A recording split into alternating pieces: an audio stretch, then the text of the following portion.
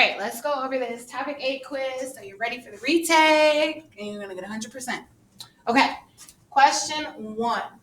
We are trying to find which point lies on the line, so you need to plug in that coordinate pair, and when you get the one that works, that is the point that lies on the line. Remember, these points are x comma y, which means you need to be plugging in for the correct variable. So we're going to start with 3, -6. I'm going to plug in -6 for y, and I'm going to plug in 3 for x. When I do that, I'm going to get -6 equals -3 times 3 is -9 plus 2. That is not a true statement, so that does not work.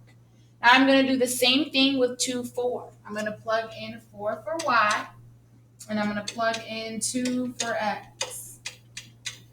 Okay, again, -6 plus 2 is not 4, so that is not an answer choice. Now I'm going to do the same thing with -2, 8. I'm going to plug in 8 for y and -2 for x. A negative times a negative is a positive, so I'm going to get 6 plus 2, which is 8. So our correct answer choice here is going to be -2, 8. Right. Question 2. We need to solve this inequality. Remember, solving inequalities are just like solving equations, except when we divide by a negative, you flip the inequality sign. Well, my first step is going to be to distribute the 3 and distribute the 5. Okay. So I have 3x minus 12 is greater than or equal to 10x plus 15. We can add 12 to both sides.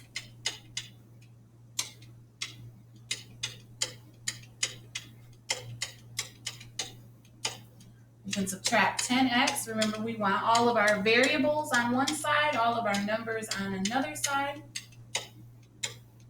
And then we're going to divide. Notice that we are dividing by a negative, which means I am going to have to flip this sign. So I'm going to divide by -7. And for my final answer, I'm going to flip my inequality sign the other way. So x is less than or equal to -27/7. So my answer choice is going to be that first one. Question 3.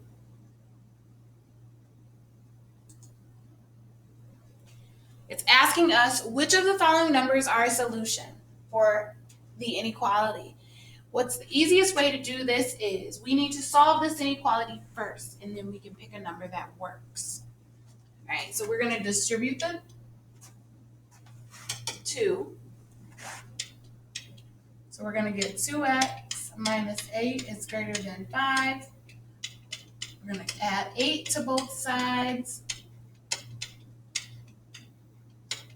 And we're going to divide by 2. I'm going to write the decimal, which is going to be 6.5. We are looking for a value of x that is greater than 6.5. We are looking at this. The only choice that works has to be a that is greater than 6.5. Question 4. It is asking us to which inequality represents the number of slices Kristen gets to eat based on the number of slices Jeff gets to eat. Okay. So y is Kristen and x represents Jeff. So if we have 18 slices and we take away the amount Jeff eats, that's automatically going to be 18 minus x. Okay. So right off the bat, we can get rid of these equations that have this plus sign in there. So I know it can't be the first one. I know it can't be that last one. But now, Kristen is eating the pizza based on what Jeff eats, okay? So she's kind of eating what's left. So that means Kristen's amount of slices would have to be less than or equal to whatever Jeff eats, right? So either she's going to take what's left or she's going to eat less than that, right? There's no way she could eat more than what Jeff eats because that doesn't make any sense. So our answer choice has to be this second one here. Question 5 and 6. These questions kind of go together, so if you were taking the quiz, you might have been able to check your answer from question 5 based on question 6. Let's point out some key information. Okay. So they will pay $110 rent, and they are charging $5.50 per ticket. Okay. We are picking the function to show the amount of money they will raise M if they sell T tickets after paying $110 for calculators. Okay, so they are paying that amount that is taken away from the money that they raise, right? So that means we know it has to have a minus 110 in it. And because we know it has to have a minus, we can get rid of some answers. Now we have to make sure we're choosing the right equation. They're charging $5.50 per ticket. Remember, we are looking for those keywords where it says like something per minute, per day, per hour, per bracelet, per anything. That lets us know that that is the number that goes with our variable. So we are looking for 550T, which means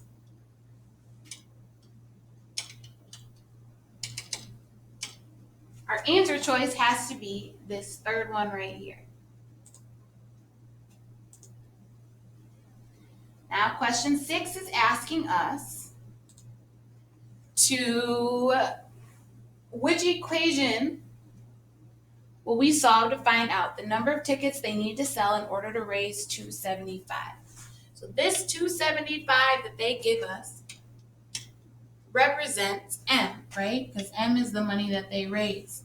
So we're looking for the equation where they replace M with $275. Remember, it still needs to be this 550T minus 110, right? So we can go through our choices. Can't be this one, but this one looks good. And just go through and double check. It can't be that one because it still has an N, and this one also still has an N. Okay. So make sure you're reading carefully on what the question is asking.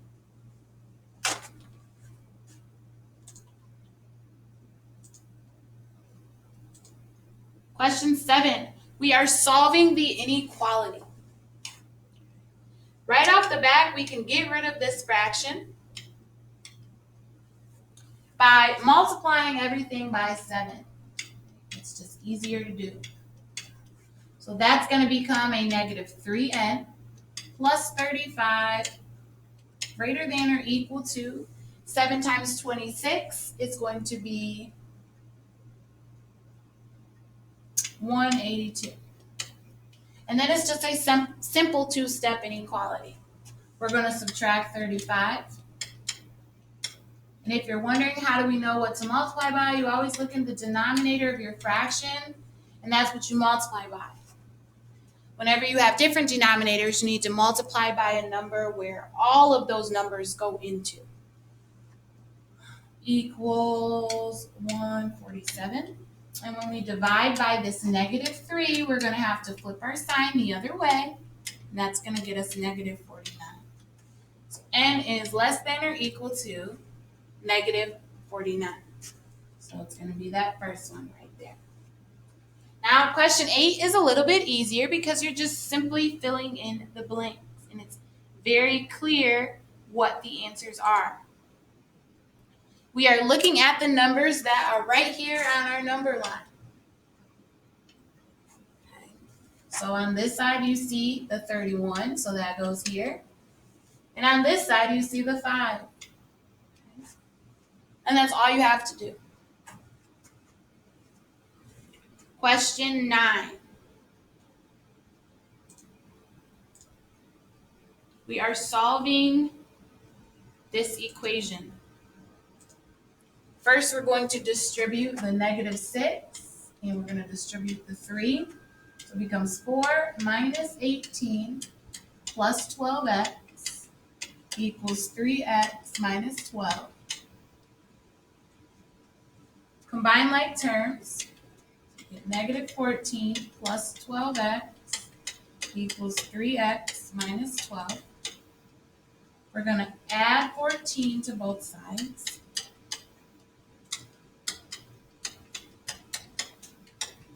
Negative 12 plus 14 is positive 2. We're going to subtract 3x. And we're going to divide by 9. So our answer is going to be x equals 2 over 9, which is our answer choice right here at the bottom. Now our last question. You should know how to write the equation of a line from a graph. Okay? And then we can kind of pick and choose. So first, let's kind of talk about the inequality. The shading is below. So that means we are looking for a y is less than. Okay? So that means we can eliminate the top two choices because those both say y is greater than. Now we need to find our y-intercept and our slope. So we can write our equation in mx plus b form. Okay. So our y-intercept, if you look at the graph, it's crossing our y-axis at 1. Okay. But both of them have a y-intercept of 1. Now we need to find our slope. So we're going to count rise over run between 2 points. So up 2, 3, and over 4. So our slope is 3 over 4. And that means our answer choice is going to be this third option right here. Okay. So make sure you go and take the retake. Hopefully this helps clear up a few things.